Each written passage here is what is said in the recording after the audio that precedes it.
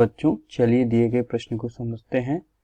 निम्न द्विघात समीकरणों को द्विघात सूत्र का प्रयोग करके हल कीजिए। द्विघात समीकरण है x का वर्ग माइनस 18x प्लस 77 बराबर 0। ये हमारा द्विघात सूत्र की बात की जा रही है। तो चलिए मुख्य अवधारणा की हम बात करते हैं।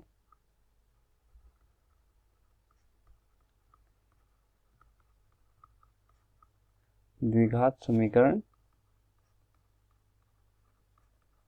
ax square plus bx plus c बराबर 0 में x का मान हम द्विघाती सूत्र से निकालते हैं। तो द्विघाती सूत्र होता है हमारा minus b plus minus under root b square minus 4ac भाग 2a। ये हमारा x का मान है। इसको हम श्री धराचार्य विधि भी कहते हैं। चलिए प्रश्न में दिए गए समीकरण को लिखते हैं। समीकरण दिया गया है x square minus 18x plus 77 बराबर 0। ये हमने समीकरण 1 मान लिया।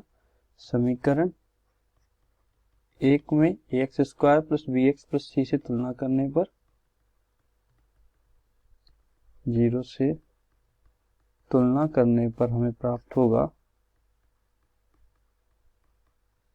a बराबर 1, b बराबर माइनस 18, c बराबर 77।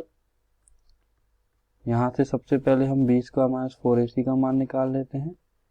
b स्क्वायर माइनस 4ac होगा माइनस 18 का वर्ग माइनस 4 गुना 1 गुना 77। 18 का वर्ग होता है 324,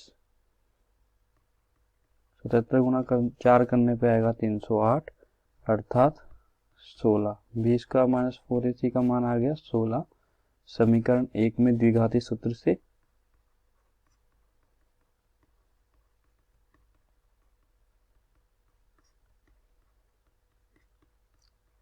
x का मान हो जाएगा हमारा माइनस का b अर्थात सूत्र है हमारा minus b plus minus under root b square minus 4ac भाग 2a।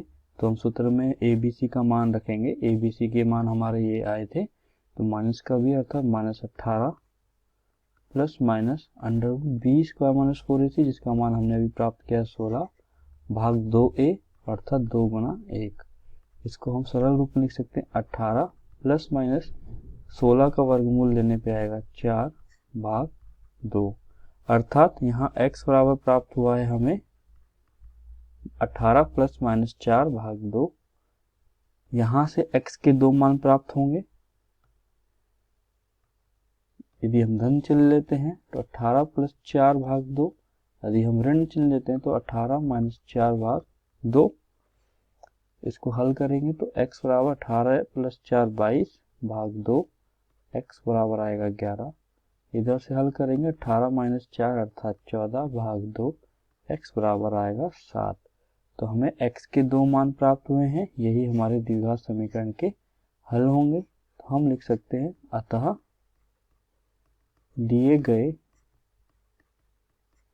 द्विघात समीकरण के हल द्विघाती सूत्र से 11 और 7 है। आपने देखा किस प्रकार मुख्य अवधारणा की सहायता से हमने प्रश्न को हल किया है। आशा करता हूं आपको यह समझ आया होगा। धन्यवाद।